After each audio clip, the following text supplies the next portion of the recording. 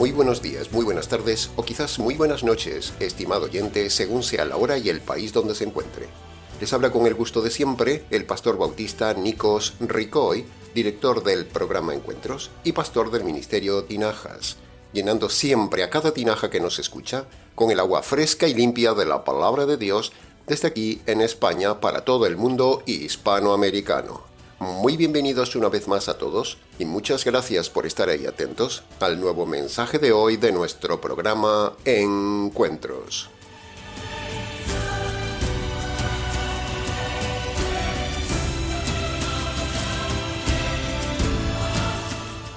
A lo largo de todo este tiempo, en todos estos años que llevamos en Internet, cada poco tiempo hemos hecho alguna serie sobre algún tema o capítulo de la Biblia. En este caso, nos ha parecido bien en el equipo de trabajo del Ministerio Tinajas hacer nuevamente una miniserie sobre una de las secciones más importantes de la Palabra de Dios, el estudio de Romanos capítulo 1 al capítulo 3. Sin embargo, esta vez no lo estudiaremos solamente de forma expositiva, sino que la serie la estudiaremos también de forma temática, estudiando, por ejemplo, los tres tipos de hombres que hay en esos tres capítulos de Romanos: el hombre pagano, el hombre moral y el hombre religioso. Así que, entonces, animamos a la audiencia que nos sigue a leer varias veces esos tres capítulos que estudiaremos a partir de hoy, para que usted esté familiarizado anticipadamente con lo que vamos a enseñar.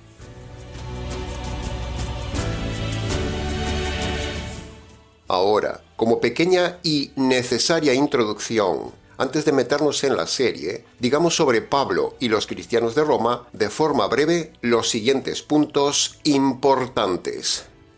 Punto número 1. Pablo escribe la carta a los romanos solo para gente convertida. La carta de Romanos no es para inconversos, como dicen algunos predicadores, no. Pablo envía la carta para edificarles, para enseñarles doctrina y para enseñarles todo lo posible a gente que ya era convertida, pero que aún no tenían mucho conocimiento doctrinal neotestamentario. Punto número 2. Pablo escribe también su carta para que los romanos le ayuden materialmente a ir a Hispania. Eso nos enseña que él tenía necesidad material y pidió ayuda a los romanos, aún sin conocerlos, para poder continuar evangelizando con su ministerio. Por lo tanto, esto nos enseña que no es malo pedir ayuda para cosas del ministerio, estimado oyente, como lo hacemos en el ministerio Tinajas. Pablo lo hizo y lo dijo de forma muy delicada en Romanos capítulo 15, versículo 24. Tengo planes de visitarlos cuando vaya camino a Hispania. Por lo tanto, después de haber disfrutado de su compañía, espero que ustedes me ayuden a continuar con el viaje a Hispania.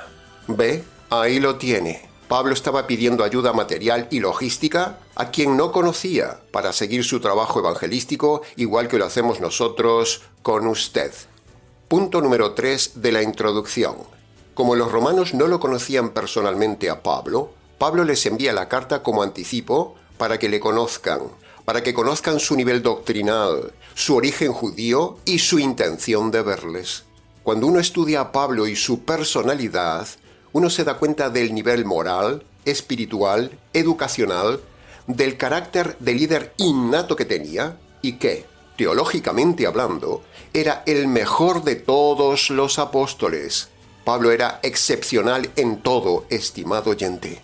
Pablo, después de su conversión, fue el segundo mejor hombre sobre la tierra después del Señor Jesús. Y punto número 4 de la introducción de este mensaje. Pablo, con su carta a los romanos, nos enseña y demuestra que Pedro nunca estuvo en Roma. Sí, ha oído bien, estimado oyente. Pedro nunca estuvo en Roma. Eso de que Pedro estuvo en Roma es una de las más grandes mentiras diseñadas por la Iglesia Católica. Pero, histórica, arqueológica y bíblicamente hablando, Pedro nunca estuvo en Roma. Todo es un invento de la tradición católico-romana. Y dos evidencias contundentes que muestran que Pedro nunca estuvo en Roma son: primero, si Pedro fuera el líder de la Iglesia de Roma, Pablo se hubiera dirigido a él tal como lo hizo con la carta a Timoteo y Tito, líderes de respectivas iglesias. Pero Pablo no nombra nunca a Pedro como líder de la iglesia en la carta a los romanos.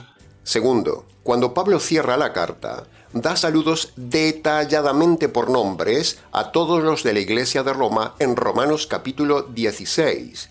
Y ahí nunca se saluda a Pedro. Si Pedro hubiera estado en Roma, o en este momento estuviera en Roma, o fuera a estar en Roma, ¿no cree usted que Pablo hubiera hecho referencia a él y le hubiera enviado también saludos en la carta, o avisado a los romanos que Pedro iría a verles? Sin embargo, de las más de 60 personas que hay en Romanos capítulo 16, Pablo nunca nombró a Pedro, evidencia contundente de que lo de Pedro en Roma, como supuesto primer líder de la iglesia, es un invento de la iglesia católica. Pedro nunca salió de Israel. Pedro fue uno de los líderes de la iglesia de Jerusalén, pero nunca fue papa ni líder de la iglesia de Roma. Bien, habiendo dicho lo mínimamente básico y necesario como introducción, centrémonos entonces en lo que queremos enseñarle a usted en esta serie. Un tema muy importante que nadie enseña, y es que, en los 3 capítulos iniciales del libro de Romanos, se habla de 3 hombres que representan a toda la humanidad: el hombre pagano, el hombre moral y el hombre religioso. ¿En cuál de ellos estará usted representado, estimado oyente? Lo veremos a lo largo de la serie.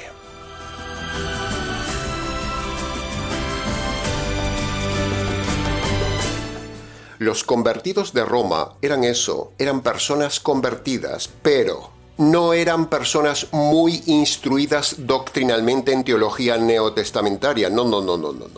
Por eso la carta de Pablo es tan larga y tan intensa en doctrina, porque él quiere tocar muchos temas doctrinales y de conducta para enseñarle a los romanos lo que no sabían los romanos. Los romanos eran muy evangelistas y de buena conducta. Eso lo dice el mismo Pablo y lo reconoce en Romanos capítulo 1, versículo 8. Pero, a pesar de su buena conducta cristiana y su evangelismo valiente, no eran muy instruidos en doctrina. O dicho de otra manera, les faltaban piezas en su rompecabezas doctrinal. Eran bastante ignorantes teológicamente hablando. Tenían poca revelación neotestamentaria, por no decir más bien ninguna.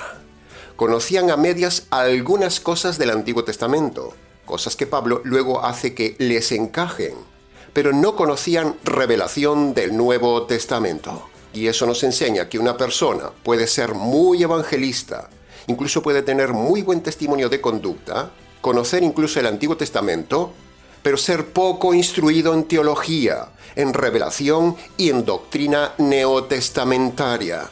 Así que la clave es, estimado oyente, encontrar el equilibrio de esas 3 funciones. Es decir, ser valientes evangelistas, tener buena conducta cristiana y ser bien informados e instruidos en la doctrina teológica del Nuevo Testamento. Esa era la meta de Pablo con los romanos y esa es la meta que aprendemos de Pablo y aplicamos en el Ministerio Tinajas con nuestras congregaciones y con los oyentes del canal.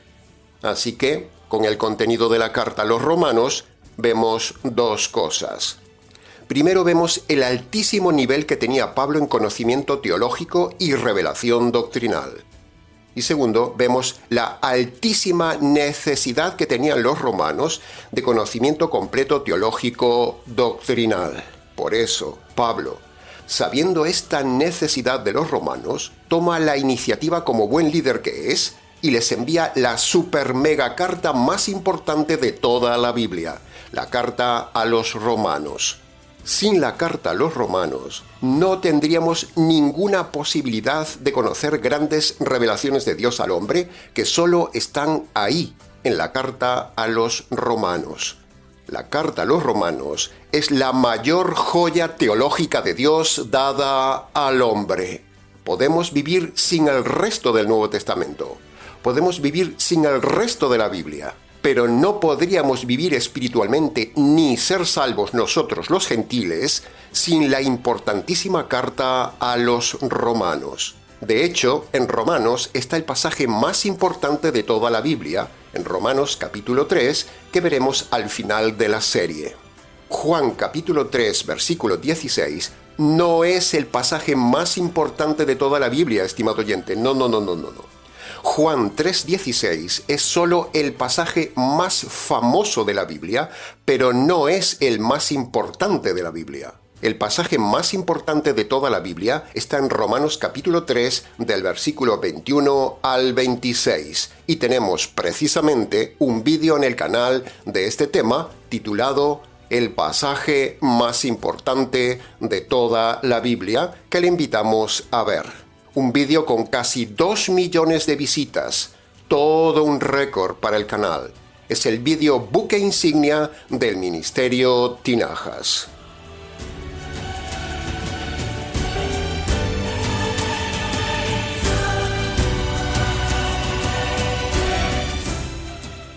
Bien, ahora, entre toda la información que Pablo quiere darle a los romanos, él va a empezar a exponer su tremendo conocimiento teológico en su carta, no hablando de sí mismo, no hablando de forma moral como hacen los predicadores de hoy, ni de ningún otro tema, sino que él va a empezar su carta exponiendo nada más ni nada menos que todo el evangelio jurídico detalladamente en 3 capítulos desde el inicio del libro. Primero va a desarrollar la mala noticia jurídica a la humanidad hablando de estos 3 hombres, el hombre pagano, el hombre moral y el hombre religioso, sean judíos o gentiles.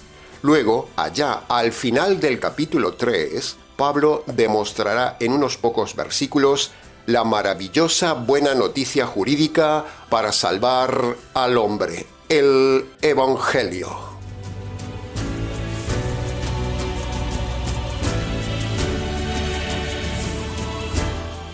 Después del saludo de Pablo a los romanos, que hace desde capítulo 1, versículo 1 hasta el verso 14, a partir de ahí en adelante, Pablo va a dar una lección universal a los hombres.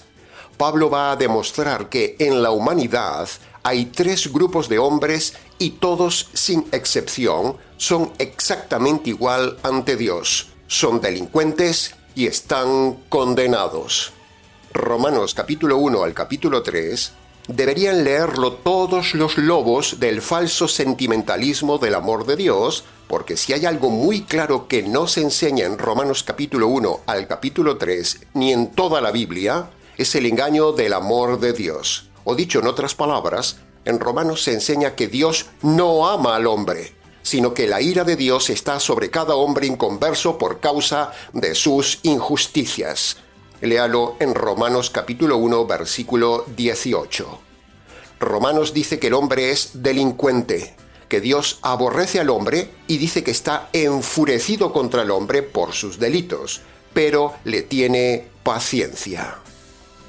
Dios no ama al hombre, estimado oyente, solo le tiene paciencia. Pero los lobos, predicadores de hoy, pastores, pastoras y sacerdotes falsos, confunden la paciencia de un Dios enfurecido, la confunden con amor sentimental de Dios al hombre, un amor sentimental que no existe. Lo hemos dicho muchas veces en el canal, pero lo repetiremos hasta el cansancio. La enseñanza del amor de Dios al hombre es una de las más grandes mentiras enseñadas a la humanidad por los falsos predicadores cristianos del día de hoy, que están en la mayoría de las iglesias falsamente llamadas cristianas. En estos 3 capítulos demostraremos esa falsa doctrina del amor de Dios y, por el contrario, demostraremos que toda la humanidad está condenada, está bajo la ira pasiva de Dios. Demostraremos que Dios aborrece al hombre y que todos están perdidos, excepto que se conviertan por medio del verdadero evangelio jurídico de Pablo. Todo esto lo demostraremos a lo largo de la serie.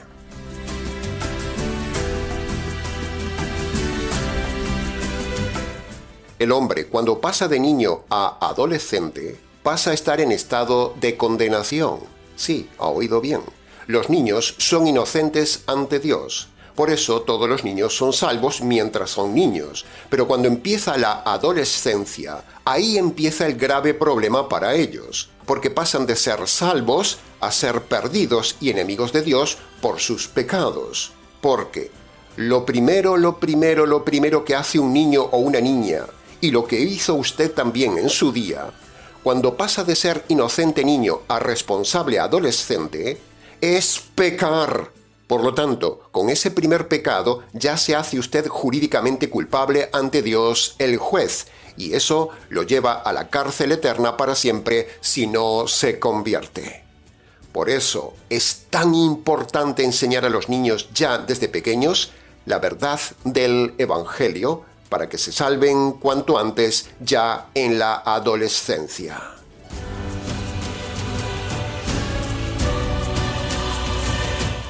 Bien, entremos entonces en el análisis y comentario del primer grupo de la serie, el hombre pagano. Desde el capítulo 1:18 hasta el capítulo 1:32, tenemos el primer grupo de hombres, los paganos, a los cuales Pablo les demostrará su situación ante Dios, culpables y condenados.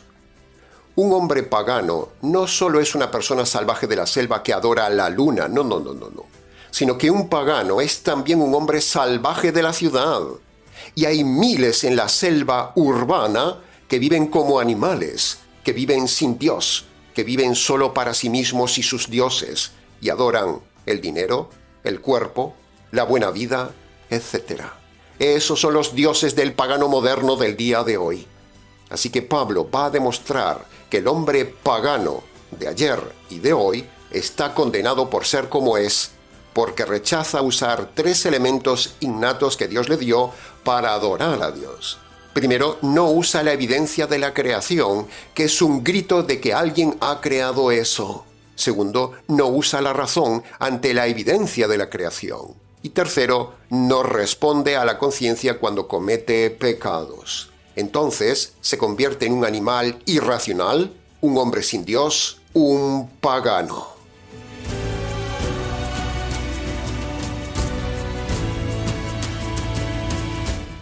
En la NASA, la Agencia Espacial Americana y en todas las demás agencias espaciales del planeta, hay mucho pagano, estimado oyente, sí, mucho pagano, porque idolatran la ciencia, pero no aceptan la evidencia de que esa creación tan hermosa, infinita, con leyes perfectas y con armonía, no se pudo haber hecho de una explosión ni de ninguna evolución. De una explosión, señores necios científicos, nunca sale orden, y la evidencia muestra más bien la involución en la creación con la ley de la entropía.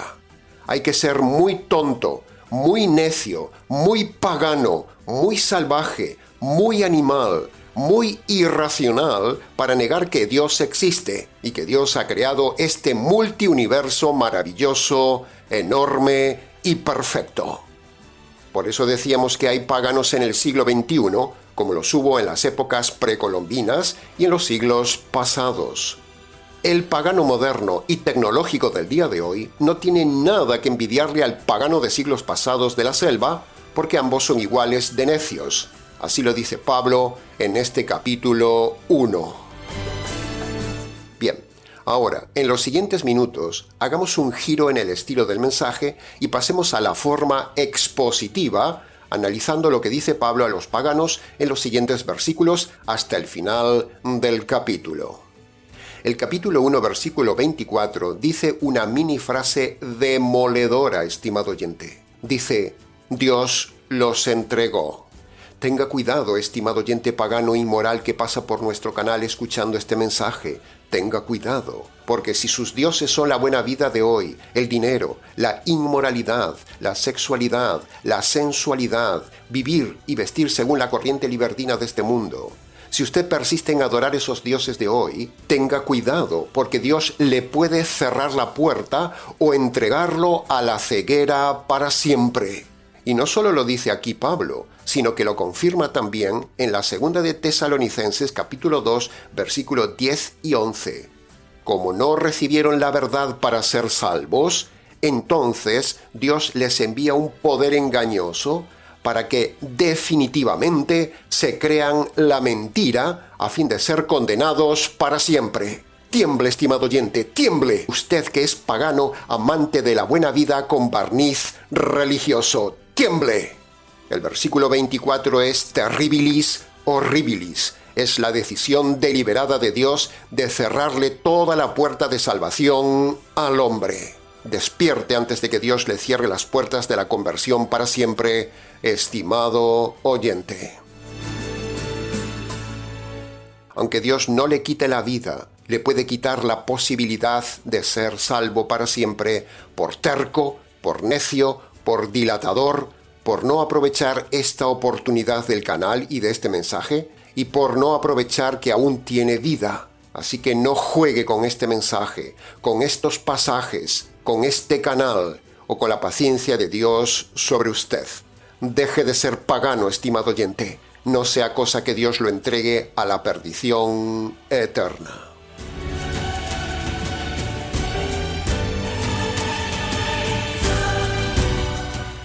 Entremos ahora en el versículo 25. El verso 25 es una bofetada a las religiones que hacen imágenes. Por ejemplo, a la actual Iglesia Católica Romana, que hace imágenes de las criaturas. Hace imágenes de personas que ellos dicen que son santos, pero que eran paganos.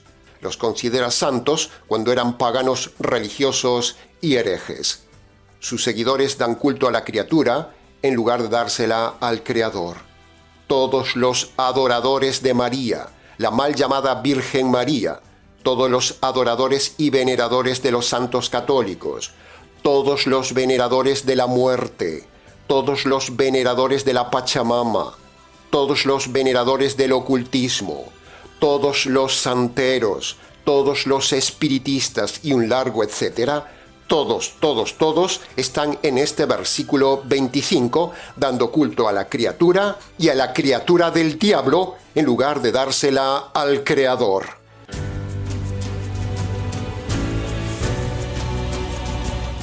Versículo 26. El versículo 26 es un versículo contra el paganismo feminista de la mujer, contra el libertinaje de las lesbianas y todos esos grupos donde la mujer se ha degradado. Dios le dice a la mujer pagana de hoy que el versículo 26 es perversión, es rebelión, es abominación y es pecado de libertinaje sexual y eso la llevará a la condenación. Dios está mirando lo que usted hace en su secreto, estimada mujer pagana feminista libertina. Usted dará cuentas a Dios de lo que hace con su cuerpo, mujer feminista. Su perversión sexual queda grabada en el disco duro del cielo y usted en su conciencia sabe que lo que hace es pecado y un día dará cuentas a Dios. Su razonamiento le grita que su actividad sexual con otra mujer es irracional y todos los que aprueban esto, aún sin hacerlo, son cómplices. Su conciencia le grita que es pecado, así que tenga cuidado porque con Dios no se juega. Cuanto más tiempo de vida le dé y usted siga más y más pecando en su perversión sexual, usted más castigo tendrá un día en el juicio de Dios. Entremos en el verso 27. En el verso 27 tenemos el mismo mensaje duro para los hombres paganos modernos homosexuales del día de hoy. Lo mismo que dijimos para las mujeres lesbianas en el verso 26, Dios advierte severamente también aquí a los hombres afeminados y homosexuales que por su libertinaje les espera el juicio de Dios.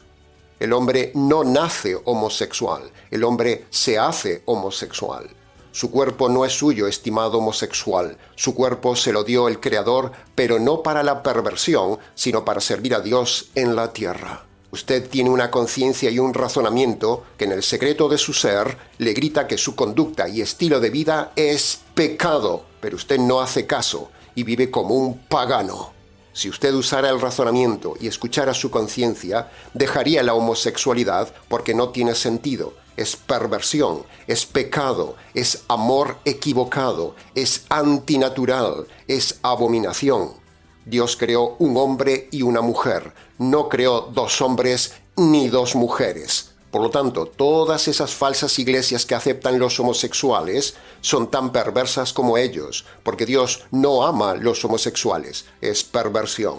Romanos capítulo 1, versículo 18 dice que la ira de Dios está sobre ellos. Dios está enfurecido contra estos pecados, y cuando a Dios se le termine la paciencia, le quitará a usted la vida y usted aparecerá desnudo y avergonzado ante Dios, y allí gritará de vergüenza y desesperación, pero ya no habrá salida.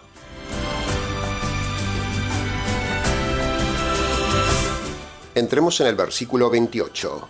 En este versículo se repite otra vez la misma frase terrible del versículo 24, por lo cual eso nos llama mucho la atención. Y dice, Dios los entregó por tanto pecar. Así que procure tener en cuenta este mensaje, porque la palabra de Dios le dice que si usted sigue en sus prácticas, Dios le cerrará las puertas de la salvación y usted vivirá en la tierra con una mente depravada, contaminando a otras personas, jóvenes o niños, lo cual es terrible y por ello le espera la condenación eterna. Así que procure tener en cuenta este mensaje antes de que Dios le cierre las puertas de la salvación y de su paciencia. Así que deje de pecar y Dios haga con usted como en los días de Noé, cuando Dios cerró la puerta y los entregó a la muerte eterna. Y ya no se salvó nadie. Jesús habló de estos días modernos que son como los días de Sodoma y Gomorra y los días de Noé. Eso nos muestra la actualidad de la palabra de Dios.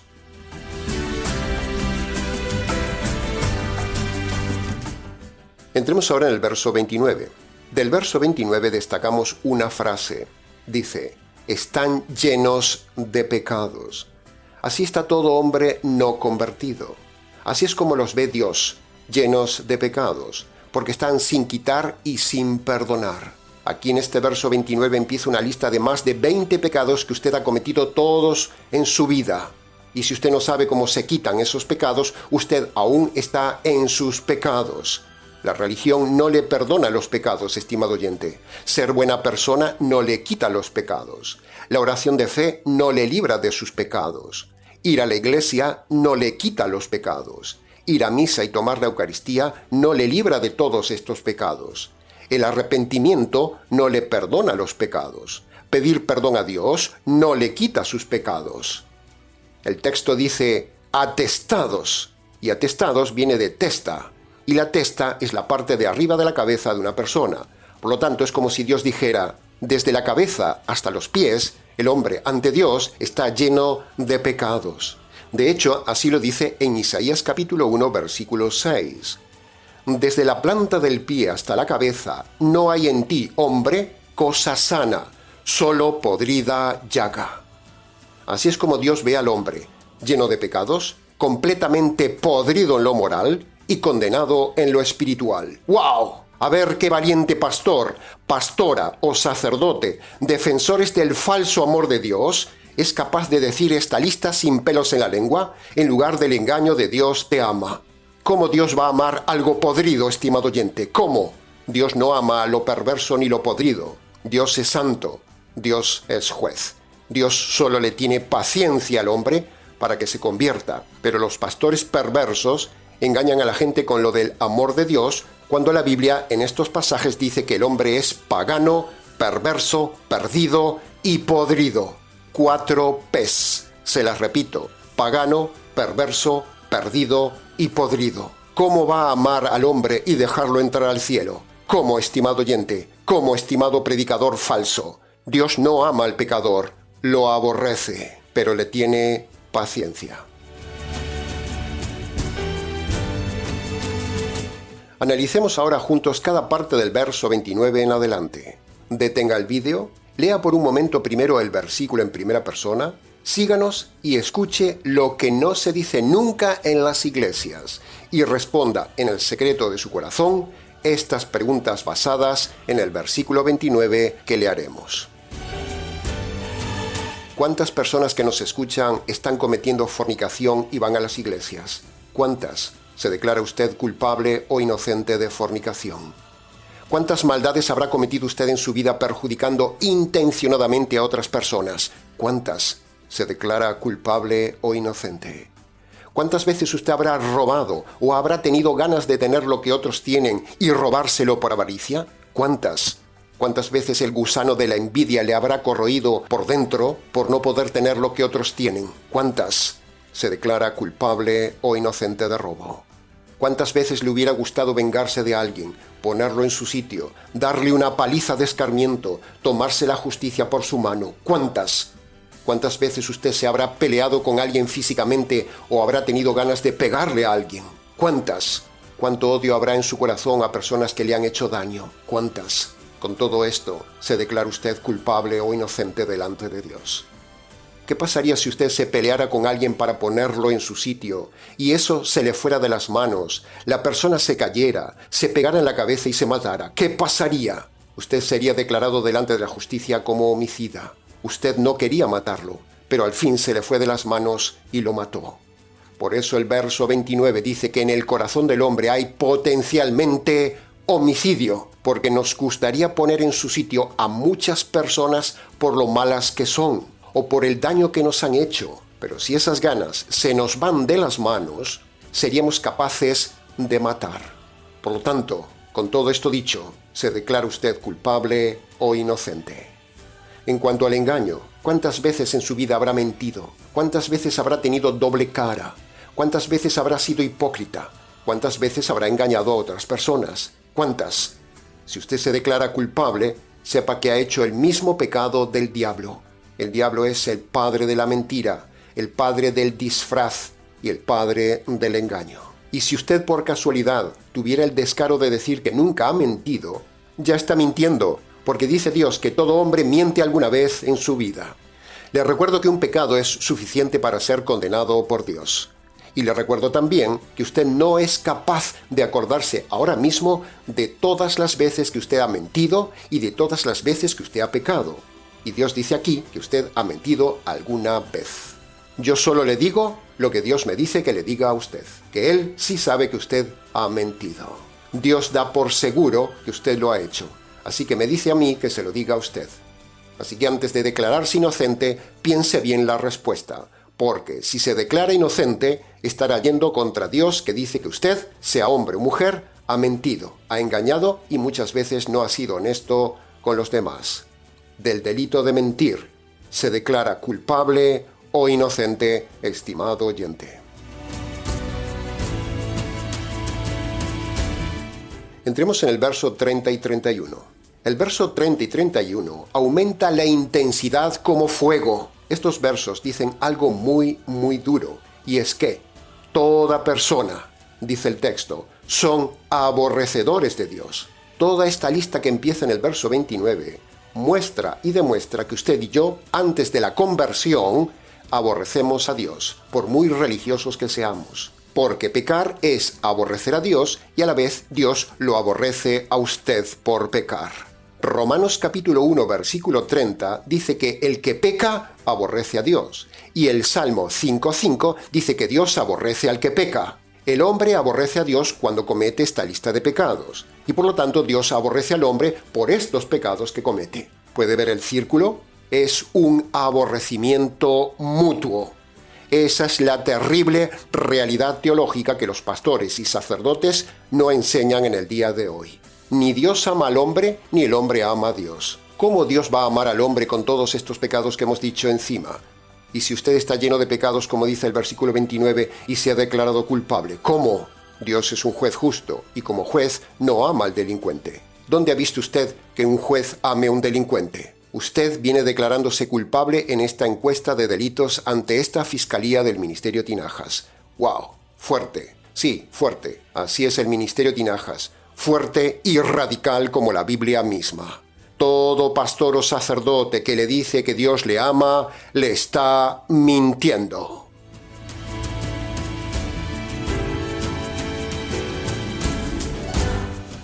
Ahora, sigamos con las preguntas reflexivas con base a los versículos 30 y 31 y le preguntamos, ¿cuántas veces ha murmurado en la vida por tener que vivir algo que no le gusta? ¿Cuántas?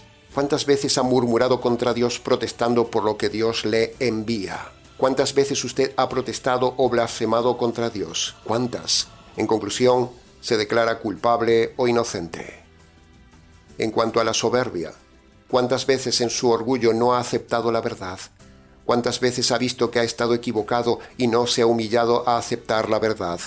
¿Cuántas veces ha visto la verdad en el canal del Ministerio Tinajas y usted sigue en su error doctrinal, en su iglesia falsa y en sus pecados personales? La soberbia es ver la verdad y seguir duro en su posición inamovible de falsedad. Recuerde que la soberbia es otro pecado del diablo. Todo hombre soberbio de hoy, un día será quebrado por Dios, el cual le humillará si usted no se declara culpable de soberbia durante toda su vida.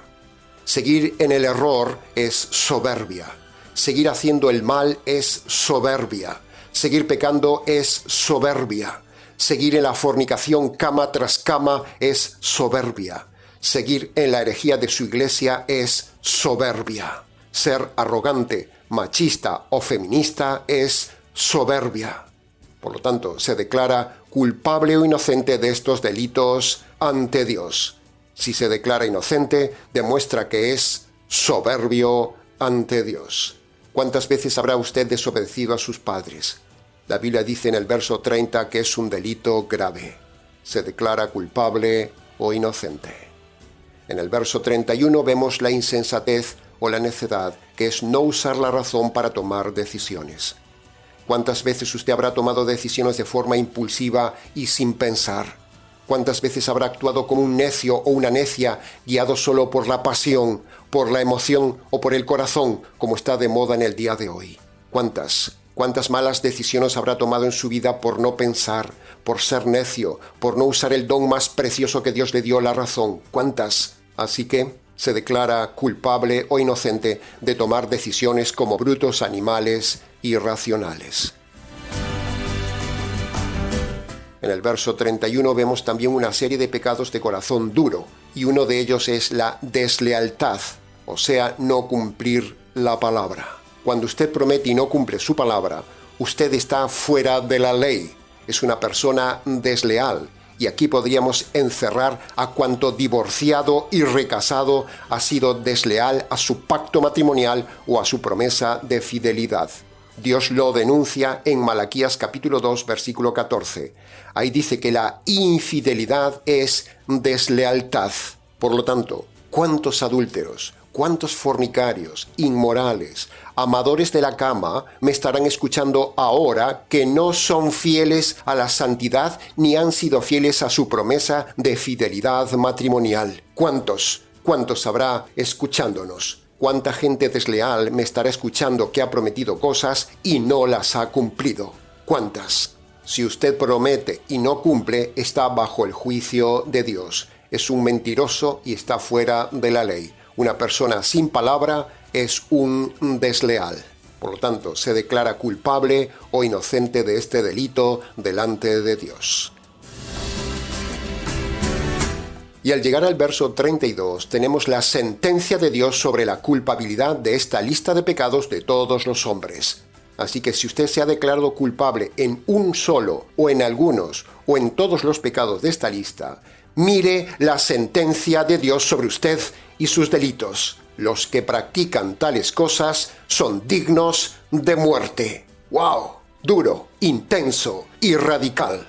Así es la palabra de Dios. Pero los lobos vestidos de oveja le dicen que Dios le ama y que tiene un plan maravilloso para su vida. Ni Dios le ama, ni tiene un plan maravilloso para su vida.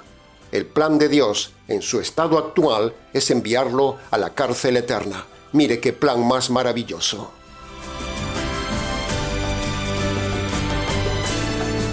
¿Ha entendido esta parte del mensaje, estimado oyente? ¿Usted ha entendido la gravedad de haber cometido todos estos pecados? El verso 32 dice que usted entiende esto que decimos. Su conciencia le grita y su razón le ha hecho recordar sus pecados. Por lo tanto, hemos hecho bien el trabajo de fiscales. Nos hemos esmerado en hacerle entender esto y recordar su estado. Así que usted ahora no tiene excusa ante Dios. Se lo hemos explicado, se lo hemos recordado y se lo hemos desglosado con detalle. Así que usted estaría ahora mismo bajo el juicio de Dios si no sabe cómo se perdonan correctamente los pecados y por estar en una iglesia calvinista, pentecostal, adventista, unicitaria, mormona, católica y cualquier otra que no enseñan correctamente cómo se perdonan los pecados. Si usted está en alguna de esas iglesias, le espera el juicio de Dios. Entonces usted estaría ahora mismo bajo la sentencia de muerte eterna por haber pecado contra sí mismo, contra Dios y contra los hombres, como dice el verso 32. Se levanta la sesión, que conste en acta.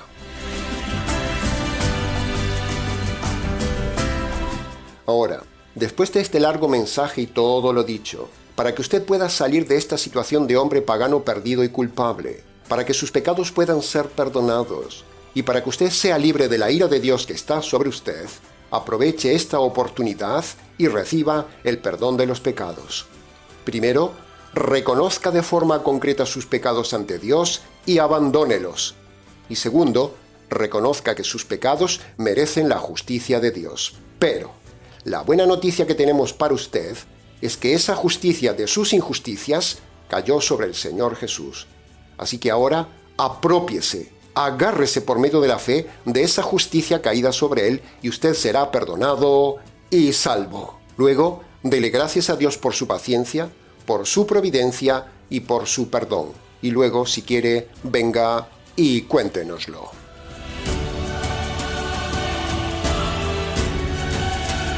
Y hasta aquí, estimado oyente, con el primer mensaje de esta serie de Romanos capítulo 1 al capítulo 3. Mucho más se pudo haber dicho del tema, pero con lo dicho es suficiente para su enseñanza y reflexión. Para preguntas, comentarios y demás, si quiere, escríbanos.